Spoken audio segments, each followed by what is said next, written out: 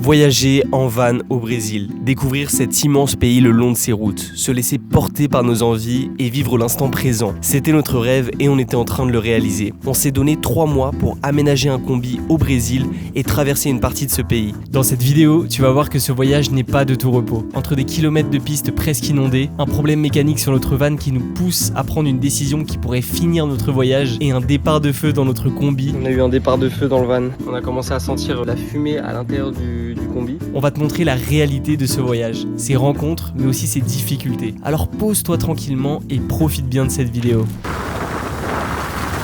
Bahia nous met directement à l'épreuve, avec une piste bien humide pour Léo, mais on commence à s'habituer.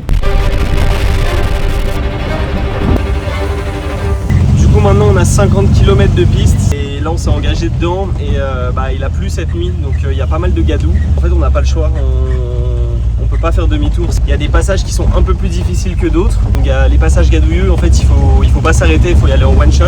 Je pense qu'on va en avoir pour 2h30, 3h. C'est ouf, ici vraiment t'as très peu de routes goudronnées au final, c'est vraiment que des pistes comme ça. Et quand on demande aux locaux, ils nous disent ouais elle est en bon état, elle est très bien, mais en fait ça reste...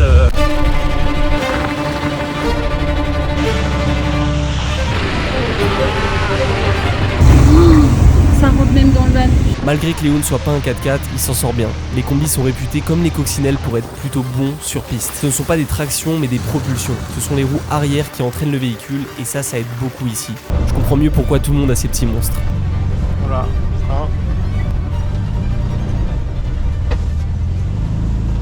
Wesh.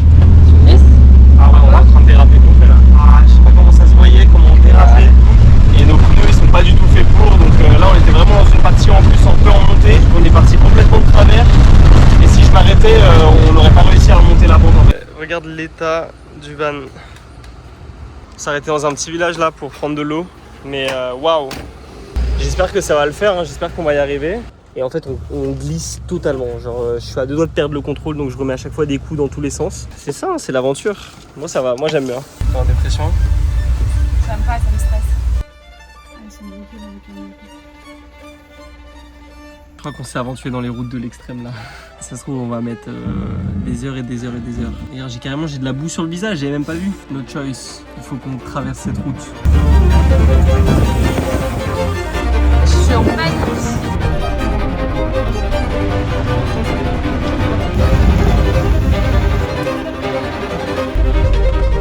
Alors regarde, j'ai une one shot.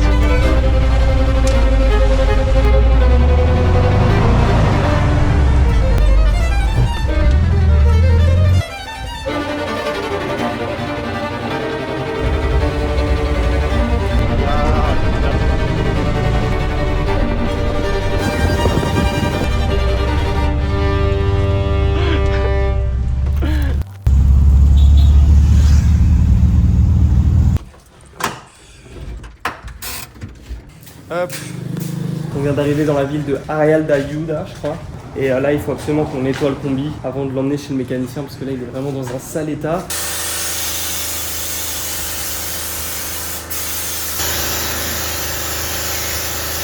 On va aussi profiter d'être en ville pour aller essayer d'aller à l'hôpital ou aller chez un médecin pour mon pied. Parce que là, plus j'attends et plus mon pied gonfle. Ok, pause. Je sais pas si tu te souviens, mais dans l'avant-dernière vidéo, je te parlais de ma coupure au pied potentiellement infectée par un parasite qui est rentré dedans pour y pondre des œufs. J'ai voulu le retirer par moi-même, mais c'était pas une bonne idée. C'est parti pour une immersion dans un hôpital brésilien. Et c'est pareil, c'est comme les urgences. Aller voir un médecin, voir ce que j'ai et ensuite retourner voir un médecin. Et c'est 100% gratuit. Le système de santé brésilien est vraiment pas mal. Le système public, c'est vraiment bien. Et c'est marrant parce que la première fois que j'étais allé au Brésil, donc l'année dernière, j'ai aussi fini à l'hôpital. Encore plus ridicule, mais je m'étais pris un insecte dans l'œil et j'avais l'œil gonflé.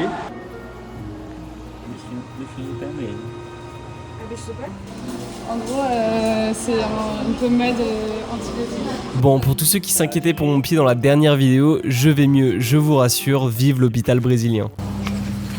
Alors c'est vrai qu'on nous demande beaucoup comment on fait pour avoir internet en voyage et surtout ici au Brésil. Et je vais te parler d'une solution qui peut te sauver dans n'importe quel pays. Est-ce que tu as déjà entendu parler des eSIM? Une eSIM, c'est tout simplement une carte SIM virtuelle que tu vas pouvoir activer dans ton téléphone pour avoir internet lors de ton arrivée dans un nouveau pays. Alors tu vas voir, c'est hyper simple, tu peux te rendre dès maintenant sur l'application Saily qui sponsorise la vidéo aujourd'hui. Tu peux rechercher parmi 150 pays disponibles entre 1 et 20 gigas, entre 7 et 30 jours en fonction de ton voyage. Puis tu peux télécharger directement l'iSIM dans ton portable pour l'activer par la suite. Personnellement, je trouve que c'est une superbe solution pour éviter tout ce qui est frais d'itinérance qui peut s'élever à plusieurs centaines d'euros si tu fais pas attention. Ça permet d'éviter de chercher une SIM locale ou une Wi-Fi publique dès que tu arrives dans un nouveau pays et que tu connais rien. Franchement, arriver dans un nouveau pays avec juste quelques gigas sur son téléphone, je peux te dire que c'est hyper pratique et ça peut sortir de pas mal de problèmes. Franchement, je trouve vraiment que l'eSIM c'est devenu un indispensable pour tous les voyageurs, c'est ce qu'il y a de plus pratique.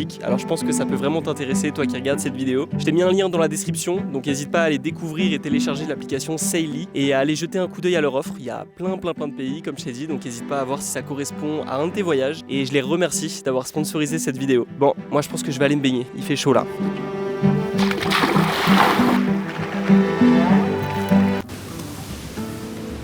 Bon, il faut que je te raconte ces 5 jours qu'on a passés à Arraial d'Ajuda, qui resteront sûrement mon plus beau souvenir du Brésil, alors qu'on est resté sur un parking la majorité du temps. Et généralement, c'est vraiment un genre de spot que je déteste, de dormir un peu en pleine ville sur un parking. Cette rencontre, ça a été une bonne leçon. Finalement, ce qui te marque le plus, encore une fois, c'est les rencontres. Alors, pour te raconter, on arrive à Arraial d'Ajuda et en fait, pour être honnête, au début, on arrive là-bas un peu par la contrainte parce qu'on a ce problème mécanique, on a nos pneus qui sont complètement fumés. Il a dit que c'était chaud là, que les 2 pneus étaient niqués. Ouais.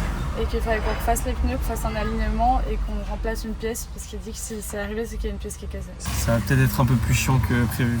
Et en fait, à Arraial d'Ajuda, on s'est vraiment fait balader de garage en garage, en garage, en garage parce que c'est compliqué de prendre en charge des combis, parce que tout le monde ne veut pas travailler avec les combis. Enfin, tu l'as déjà vu dans les précédentes vidéos. Bon, là, c'est le 3e borracharia qu'on fait, donc c'est le 3e marchand de pneus. Et à chaque fois, en fait, on s'en fait recommander un autre. C'est un atelier qui fait aussi des alignements.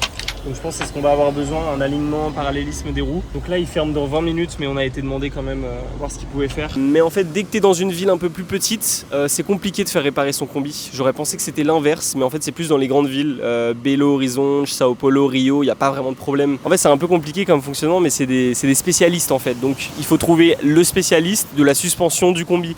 3e jour de visite de garage, on s'est levé encore à 7h, 7h30. Et on va voir encore d'autres garages pour voir si c'est possible de réparer Léo. Não é esse aqui é foto que tem no fim do centro. Não é normal, entendeu? É normal? Isso aqui não vai resolver esse problema. Esse problema aqui que vai resolver é embuchamento. Mas vai custar R$1.800, R$2.000. Você pode ver, quase você não lubrifica também. O pivô ficaria quanto? Eu calculo que chega deve ficar R$1.500 o kit de pivô.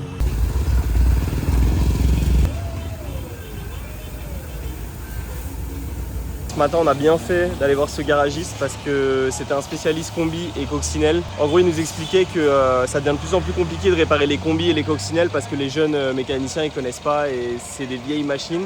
Lui il avait commencé en 74 et c'était ses premières voitures qu'il réparait. Et en fait il nous a donné un diagnostic complètement différent. Donc je m'y attendais mais c'est pas du tout la direction ni les suspensions. Mais en fait ce serait le kit du pivot. Je sais plus comment on traduit ça en français mais tout ce qui est rotule à côté de la roue.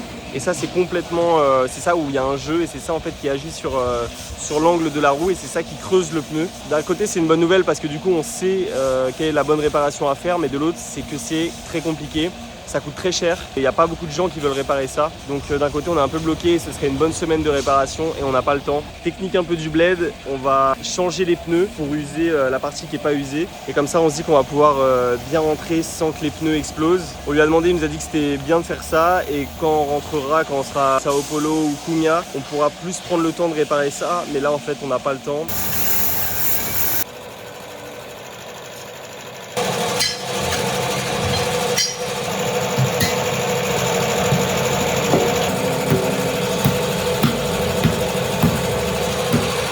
Donc voilà, ce qui se passe, c'est qu'on a décidé juste de retourner les pneus et donc de mettre le côté usé complètement à l'extérieur, d'avoir un peu de marge pour user cette partie-là. Donc on va complètement fumer ces pneus, mais c'est pas grave, ce sera pour rentrer.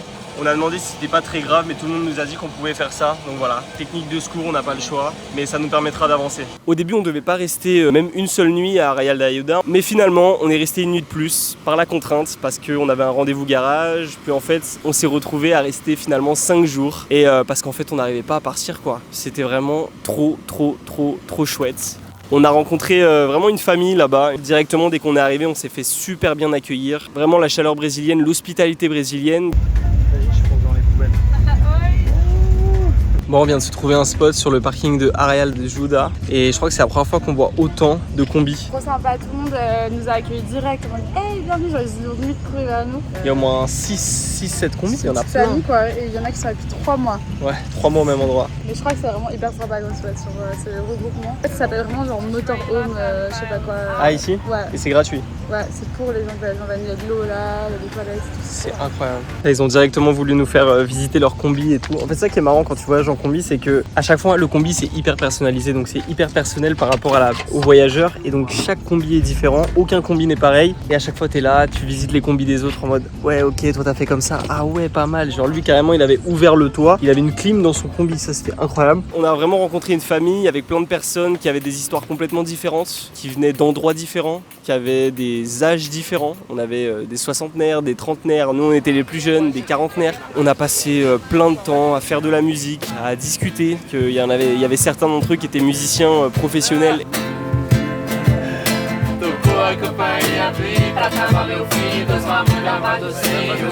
Ela sumiu e nunca mais voltou. Ela sumiu e nunca mais voltou. Se souber onde ela está,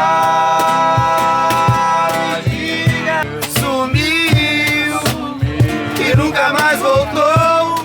On a rencontré Thaïs et Hudson, 28 ans et 30 ans, qui ont aussi tout plaqué de leur vie un peu déjà tracée pour pouvoir voyager jusqu'en Colombie avec leur combi. On a rencontré Albert, qui est un Uruguayen musicien professionnel qui fait le tour d'Amérique du Sud en van pour pouvoir chanter. On a rencontré Antonio qui nous accompagne jusqu'à Itacaré, qui est un ancien militaire de Sao Paulo qui a aussi tout plaqué pour pouvoir faire le tour du Brésil, découvrir son pays. Donc on a rencontré énormément de gens différents. On s'est fait à manger ensemble, on a goûté la moqueca de peixe, qui est un plat typique de Bahia, que Moca nous a fait. É o molho da moqueca. Sabe pra que serve isso? Já comeu pirão? Pirão, sim? É, pra fazer o pirão. Ah, pra fazer pirão. Deixa eu abrir pra você.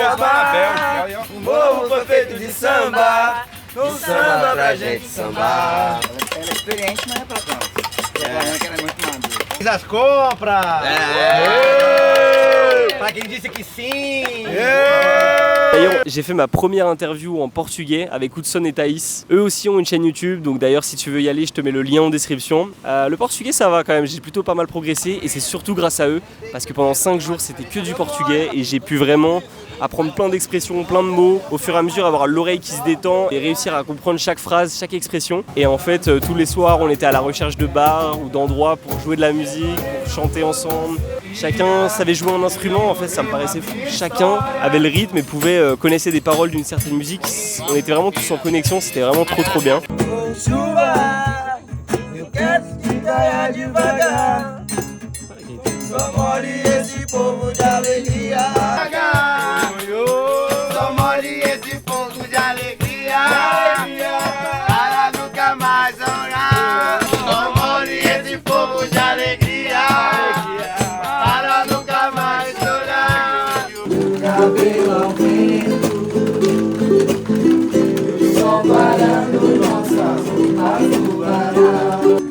Voy a hacer, ya no sé pas. Que voy a hacer, je ne sais plus. Que voy a hacer, je suis perdu. Que voy a hacer, mi corazón, son. 4 de la mañana, de Arraial de Ayuda, a primera hora de la mañana. Et donc voilà, on a eu du mal à partir. Le dernier soir, on a été bivouaqué au bord de l'eau, sur la plage. On a fait un feu le soir, on a encore chanté, on s'est raconté des histoires, raconté des anecdotes de voyage. Et ce qui est vachement chouette aussi, c'est de pouvoir échanger avec des gens de notre âge ou non sur tout ce qui est différence culturelle entre le Brésil et la France. Eux ont énormément de questions sur l'Europe. Dans certaines régions du Brésil, il y a énormément de Français, énormément d'Européens, comme Rio, comme Sao Paulo, comme Búzios. Mais dans certaines régions comme Arraial da Ajuda, comme Minas Gerais, qui est un énorme état à l'intérieur, il y a peu de tourisme français, européen. Et en fait, pour certains, c'est la première fois qu'ils rencontrent des Français. Il y a plein de questions sur nos coutumes, sur nos cultures. Et nous aussi, on s'intéresse énormément. Donc c'est beaucoup d'échanges autour de plein de sujets différents. Et finalement, tu te rends compte qu'il y a plein de façons de voir le monde, mais que finalement, en fait, on se regroupe tous et qu'on est à peu près tous dans le même univers. C'est ça aussi qui est cool quand tu rencontres des gens qui voyagent en combi, que ce soit des Brésiliens, des Français, des Uruguayens. Tout le monde, on est tous des humains qui veulent de la liberté, qui veulent voyager en van, qui veulent rouler, qui veulent découvrir du pays. On a tous des motivations très similaires. Donc je pense que ça va être vraiment mon meilleur souvenir du voyage, beaucoup de leçons apprises, mon portugais amélioré. Donc si vous regardez cette vidéo, tout le monde, muito obrigado et foi grande prazer de conhecer você. Je sais pas si c'était bien, mais on l'a tenté. Tu mets? Ouais. Waouh, trop cool. Ah ouais, c'est trop cool. Ah, que legal, adorei. Você tem? Ah si, eu visto.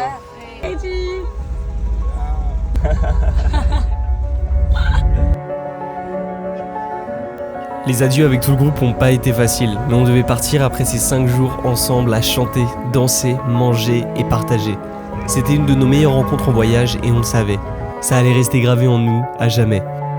Les magnifiques paysages verts de Bahia défilaient devant nos yeux. Léo roulait bien avec ses 2 pneus inversés. On le savait, on n'avait fait que retarder le problème à plus tard. Mais on verra, on se laisse guider par notre voyage. On avale les kilomètres en remontant vers le nord, direction Itacaré, la capitale du surf. On en avait tellement entendu parler. Malheureusement, le chemin a été un tout petit peu plus compliqué que prévu.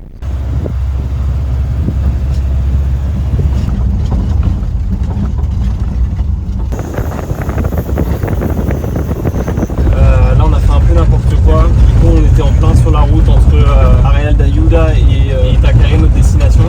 On a mis beaucoup plus de temps que prévu et la nuit est tombée et là on se retrouve sur une piste de terre qui dure, on ne sait pas, entre 24 km et 48 km.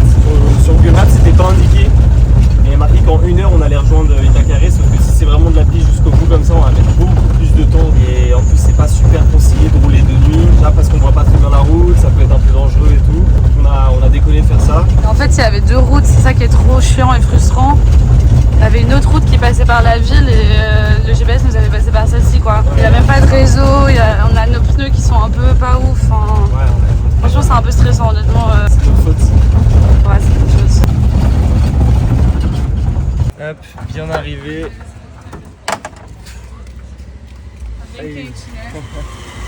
Regarde. Bon, finalement on a réussi. We did it. Tu l'as vu, le chemin a été un peu compliqué. On a mis presque 9 heures à venir ici. Et quand on est arrivé ici, on a eu une petite galère, on va dire. On a eu un départ de feu dans le van. Je te jure. On a commencé à sentir de la fumée à l'intérieur du combi. Heureusement qu'on était là. Et c'est Lou au début qui a senti. Moi j'ai regardé, j'ai vu qu'il n'y avait rien. Et après, 1 minute après, j'ai commencé vraiment à voir de la fumée sortir de dessous le lit, donc du local électrique. J'ai regardé, j'ai vu qu'il y avait un fil qui était en train de brûler. C'était le fil du ventilateur. Heureusement, il y a Antonio qui est arrivé, qui a direct arraché le fil. Il nous arrive que des galères aujourd'hui. C'est une dinguerie. C'est quoi ce van? Je crois qu'il est maudit. Entre la porte, l'électricité, les roues. En 2 mois, franchement, il nous aura mis plein de galères. Perigoso? Ok, não tem Não fusível. tem. Não tem fusível. É, tinha que ter um fusível aqui, né? Mas é, tipo, parece uma discoteca, né? C'est plus de peur que de mal, mais en fait ça fait un peu réfléchir parce qu'on se dit à tout moment on n'aurait pas été dans le van. Si on était en train de dormir, bah en fait ça aurait pu être dangereux, je sais pas en fait à quel point ça aurait pu être dangereux. Le système électrique est vraiment pas terrible, on n'a pas vraiment eu le temps de le changer, de le sécuriser et je pense que ça a été une erreur de notre part. Donc voilà, on a failli cramer notre combi, on a failli tout perdre, au final on s'en est sorti.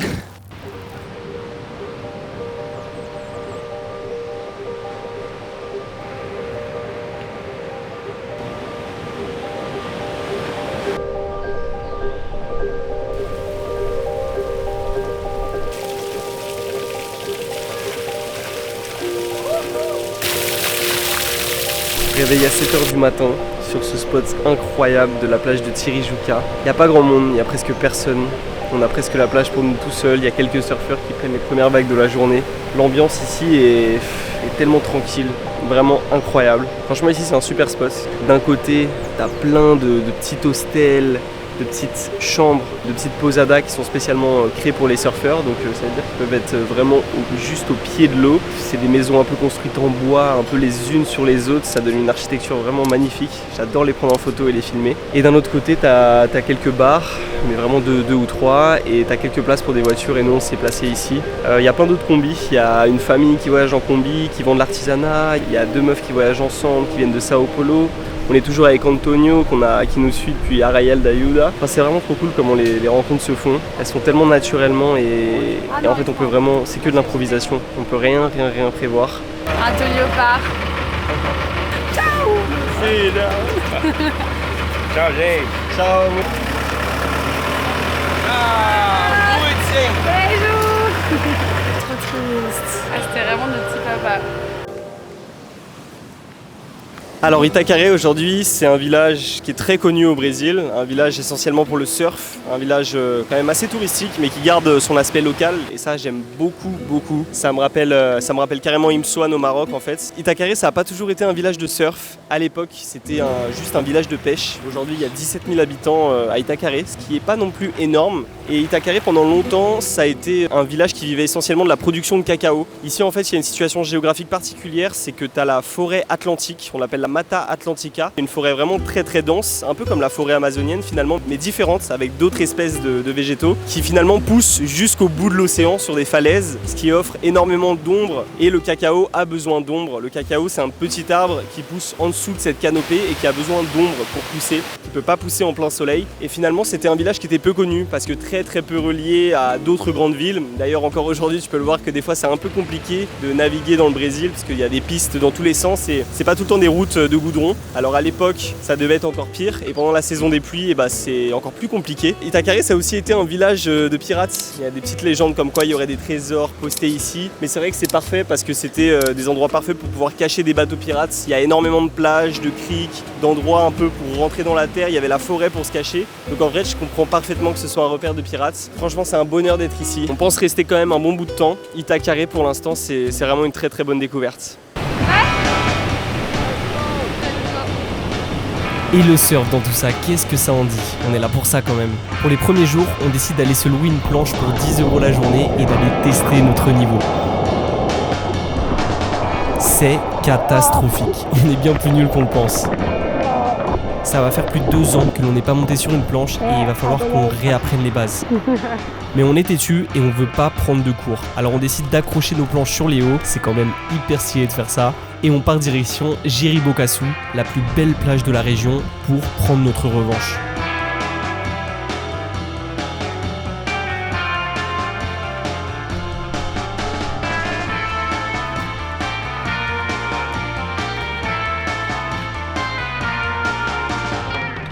Alors on est bien arrivé au petit village de Jeribocaçu, c'est un petit village à une vingtaine de minutes d'Itacaré et la plage de Jeribocaçu est réputée pour être une des plus belles plages de tout le Brésil, donc je te laisse imaginer. On a pris nos planches de surf, on s'est garé et on a un trail de 20-25 minutes, sauf qu'avec les planches, la caméra, la nourriture, les bouteilles d'eau, ça fait quand même assez lourd, il y en a une qui est pas contente.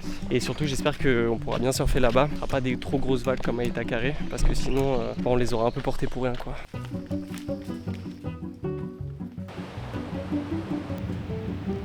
Et waouh, c'est vraiment une plage exceptionnelle. Il y a un espèce de rio d'eau douce qui plonge dans la mer. Et en fait du coup on a de l'eau douce, de l'eau salée. Il y a des super belles vagues pour surfer.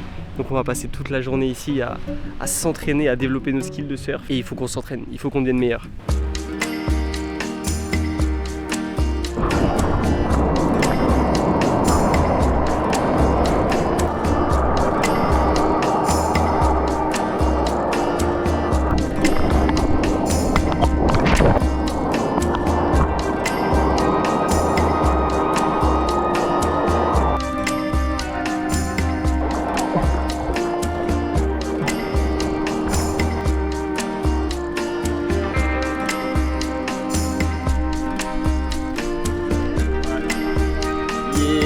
Bon, fin de cette session surf à Jériboukasou. C'était pas facile, hein. C'était dur. On était trop nuls. On était trop nuls. On a porté En vrai, les planches pendant 30 minutes. Là, on va les remonter pendant 30 minutes. Ça va être trop chiant. Ouais. Et on était trop nuls. Pour notre défense, c'était une plage intermédiaire. C'était pas une plage Ouais, débutant. c'était une plage qui est réputée pour les gens moyens. Moi, j'ai cru qu'on était moyens, mais en fait, on est encore trop. Pas du tout moyen, on est genre débutants. En vrai, il y a des surfeurs, genre des pros, et ils prennent 0 vague aussi. Hein. Ouais, ils prennent grave leur temps. C'est que la mer est pas terrible. C'est pas nous. Des excuses. 40 minutes de montée à faire avec les planches. Ça va être chiant. Voilà. On Let's y go. va. Ah, je me suis vraiment fait mal à la jambe. Je peux pas porter la planche, Lou. J'ai trop mal.